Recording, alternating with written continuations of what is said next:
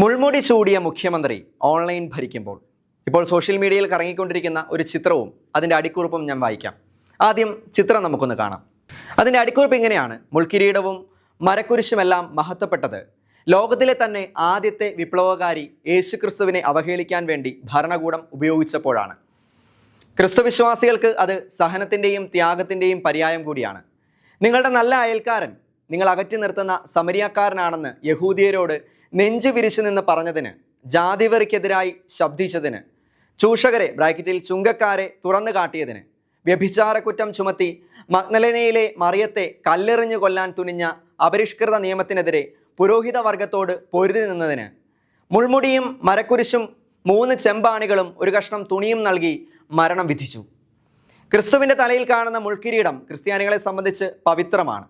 ആ കിരീടം പിണറായി വിജയൻ്റെ തലയിൽ ഫിറ്റ് ചെയ്ത് പോസ്റ്റ് ചെയ്ത് ഈ വലിയ നോയമ്പ് കാലത്ത് കേരളത്തിലെ ക്രിസ്ത്യൻ സമുദായത്തിന് നൽകുന്ന നല്ലൊരു സന്ദേശം കൂടിയാണ് എന്ന് കരുതുന്നു. വടക്കേ ഇന്ത്യയിൽ ക്രിസ്ത്യാനികൾ ആക്രമിക്കപ്പെടുമ്പോൾ ഈ കൊച്ചു കേരളത്തിൽ നിങ്ങളെ ചേർത്ത് പിടിക്കാനും നിങ്ങൾക്കായി മുൾക്കിരീടം ചൂടാനും പിണറായി വിജയൻ എന്ന കമ്മ്യൂണിസ്റ്റ് ഉണ്ടാകും. ഞങ്ങളുടെ പാർട്ടിക്ക് അതിന് കഴിവില്ല എന്നുകൂടി ഈ ചിത്രം സമൂഹത്തോട് പറയുന്നുണ്ട്. പിണറായിയെയും നിങ്ങൾ വേട്ടയാടുന്നില്ലേ? ഇതിനേക്കാൾ വലിയ മുൾക്കിരീടം അല്ലേ നിങ്ങൾ കാലങ്ങളായി നൽകുന്നത്? ചിത്രത്തിൽ പിന്നിൽ നിന്ന് കൈകൾ ഉയർത്തി ഇവനെ ക്രൂശിക്കുക എന്ന് ആക്രോശിക്കുന്നത് നിങ്ങളല്ലേ? സഖാവിനെ ക്രിസ്തുവിൻ്റെ സഹനത്തോടും ത്യാഗത്തോടും ഉപമിച്ചതിന് വലിയ നന്ദി. നല്ലൊരു സിംബോളിക് ചിത്രം തന്നെ. ഇങ്ങനെ അവസാനിക്കുന്നു ഈ പോസ്റ്റ്. വലിയ നോമ്പിലാണ് അല്ലേ? ലോകമെമ്പാടുമുള്ള ക്രൈസ്തവർ വിശുദ്ധവാരത്തിലേക്ക് പ്രവേശിക്കുകയാണ്. പ്രത്യേകിച്ച് വിശുദ്ധവാരം വരുമ്പോൾ എങ്ങനെയെങ്കിലും ക്രിസ്ത്യാനിയെ, സത്യവിശ്വാസിയെ ഒന്ന് പ്രകോപിപ്പിക്കുക എന്നതൊരു വിനോദമാണ് എല്ലാവർക്കും. അതുതന്നെയായിരുന്നു ചരിത്രവും. സ്നേഹം മാത്രമായിരുന്ന ഈശോ കുറ്റമില്ലാതിരുന്നിട്ടും കുറ്റക്കാരനായി വിധിക്കപ്പെടുകയും ഈശോയെ ഒരുപാട് പേർ ചേർന്ന് പ്രകോപിപ്പിക്കാൻ ശ്രമിക്കുകയും ചെയ്തു അല്ലേ? ഈ ചരിത്രം തന്നെ ഇപ്പോഴും ആവർത്തിക്കപ്പെടുന്നുമുണ്ട്. ഇപ്പോൾ പങ്കുവച്ചിരിക്കുന്ന ഈ പോസ്റ്റ് അതൊരു പക്ഷേ മുഖ്യമന്ത്രി അറിഞ്ഞുപോലും കാണില്ല.